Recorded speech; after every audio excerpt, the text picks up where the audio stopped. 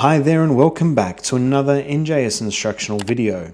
In this video, I'm going to show you how to install a pressure gauge kit for the Rancilio Silvia. Now, I purchased this kit online for around 113 Australian dollars delivered. So it consists of a Pompa 0 to 16 bar pressure gauge. Now, it all comes pre-soldered, so our copper piping or tubing is pre-soldered into our pressure gauge and also into the means that we'll end up screwing our T-piece over here into. So it comes to around 40.5 millimeters, so that'll be fine.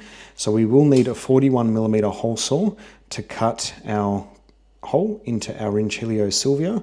That way when we're making coffee, we've got really good visual access to our pressure gauge and we can see exactly what's going on with the pressure. And before we start, we're just disconnecting our mains power to isolate our coffee machine.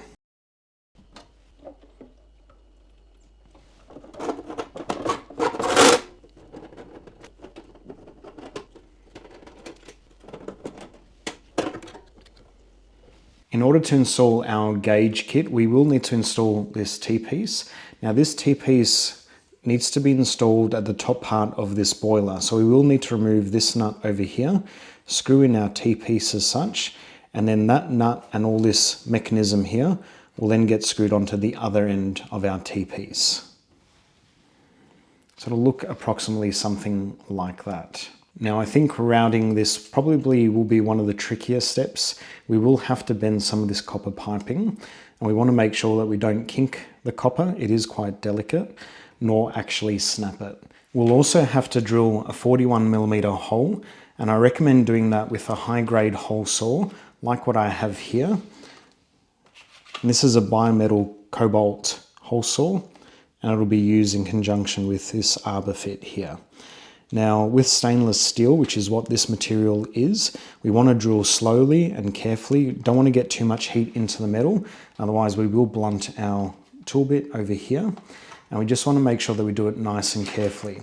And as such, I will be placing some timber behind the panel over here.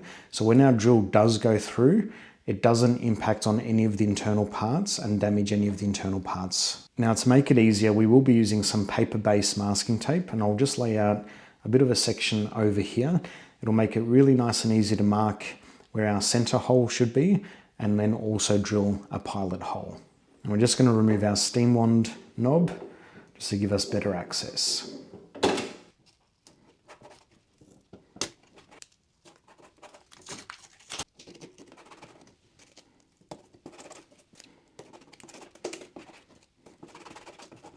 Now adding masking tape all around this area will also help protect the fascia from any potential scratches that we induce on the coffee machine during this installation.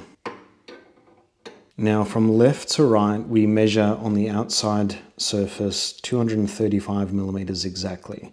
So half of that will be our halfway point, which will locate the left and right centered position of where we want to drill our hole. Now we're going to mark 117.5 millimeters from the left hand edge and that marks our center point between left and right. I have marked the halfway point there, which you can see.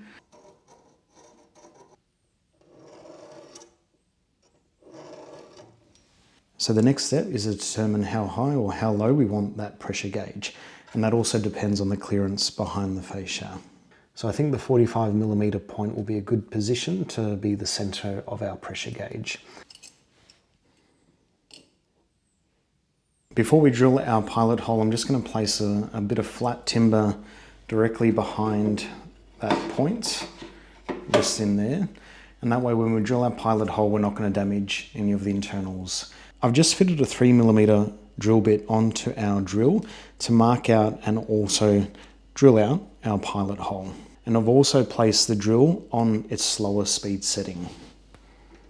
And I'm just going to support the hole behind with that piece of timber.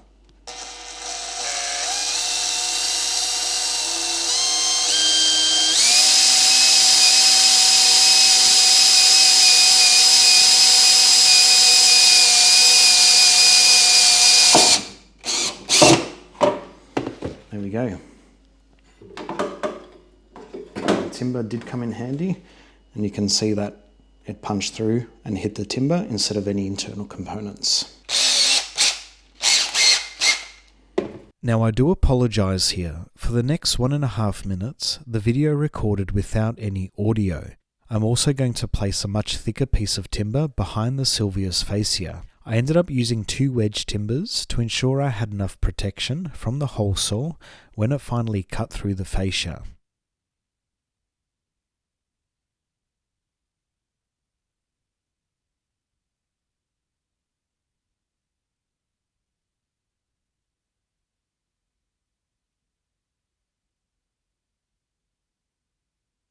Once the hole was drilled out, I removed the pieces of timber and using a light grade sandpaper, smoothed out the cut surface.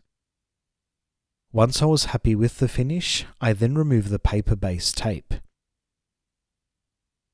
As you can see, by simply protecting the fascia with the paper-based tape, there were no scratches induced on the fascia, giving an almost factory-like finish.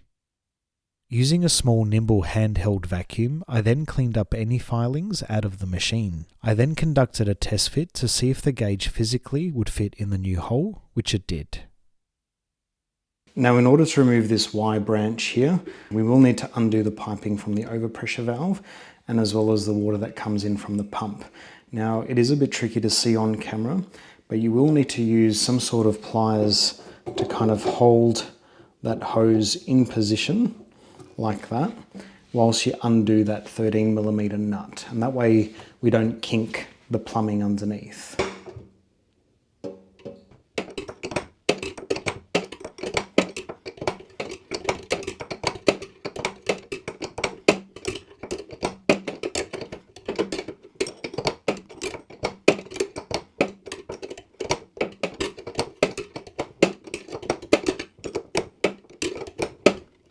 So now that we've removed the feed pump piping, it's time for us to remove the overpressure valve piping. So to do that, we're just going to back off this locking nut over here, and that way it frees up our Y branch.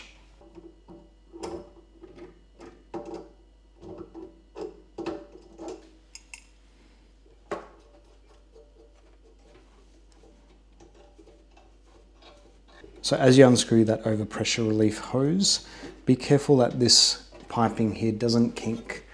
And you can grab the other end of it and just twist it to prevent that kinking.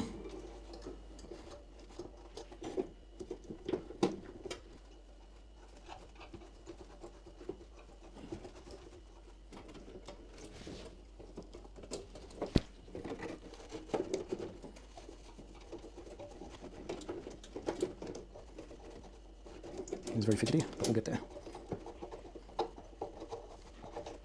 There we go. So now we've freed up this Y port where we can just simply unscrew it. Like that.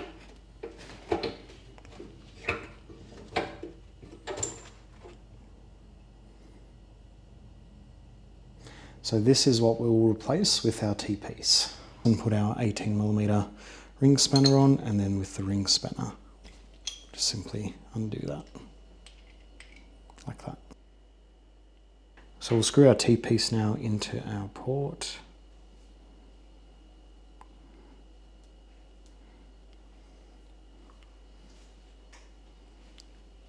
So now we're going to be using a 13mm ring spanner.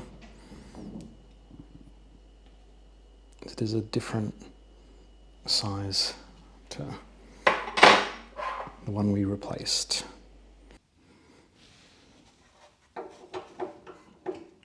You just want to do it hand tight to make sure we don't damage anything.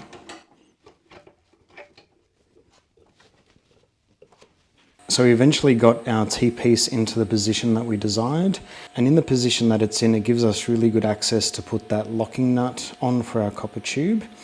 And we've also retained the original position of our overpressure valve point and also our feed pump in. Now, that was very, very difficult. It involved these ring spanners and a lot of convincing. So I hope that I haven't damaged anything on our boiler or also on our brass fitting here. Now we'll reconnect our water feed in as well as our overpressure valve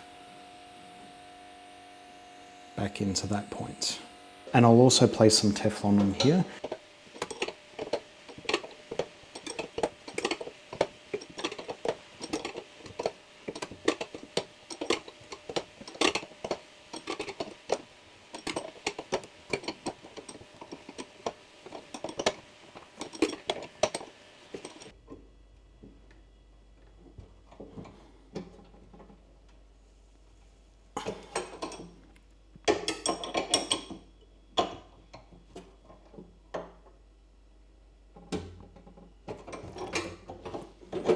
Now with our overpressure valve, because we do have an O-ring in here, there's no need to place any Teflon.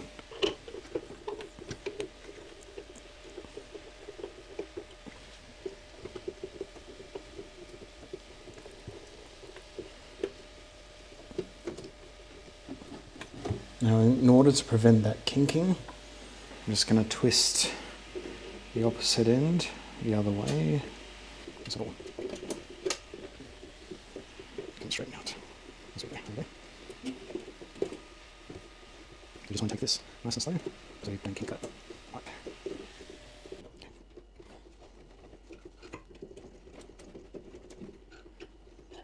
Now the more we screw in the overpressure valve, the higher the pressure through our group head.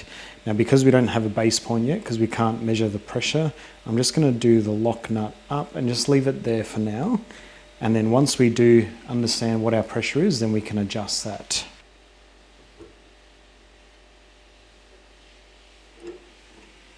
So now it's time to install our pressure gauge.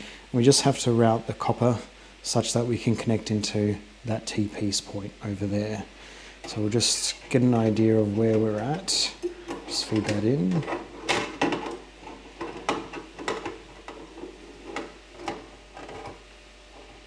So we're not actually too far from it. We'll probably just have to bend this piece over here a little bit and just make some adjustment there, but we're not too far from it.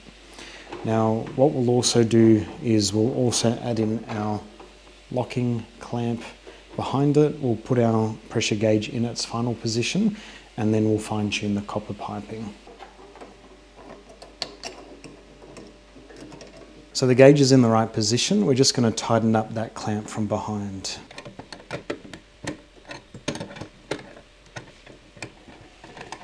Now we have to get this point matched up to here and then locked in with this locking nut. So we have to massage the copper piping somehow in order to make this work. So my recommendation is just do things slowly, give yourself time, there's no need to rush. Last thing I want to do is kink that wire copper and undo all the good work that we've done.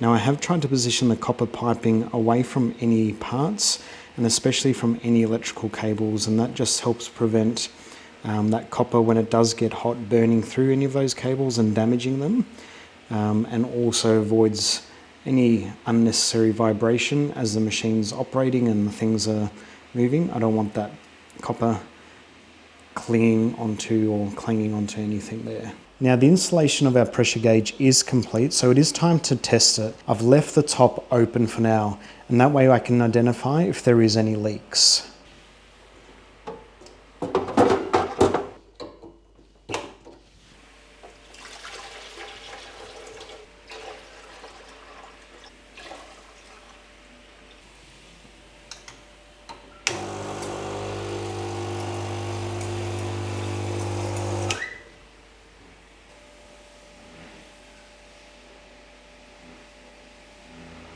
Now to really pressure test the system, I'm just going to grab our group handle and a blind disc and pop it in there, and we'll see what kind of pressure we get, but also if there's any leaks on the inside.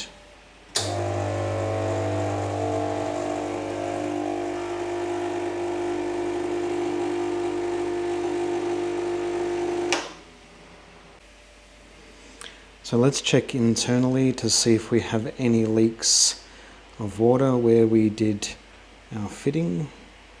No leaks there. No leaks near the overpressure valve. No leaks near the gauge. And no leaks into our feed point either. Now that we've confirmed no leaks, we'll add our top plate back on, put it back in position, we'll put a coffee shot through it and see how our pressure gauge responds.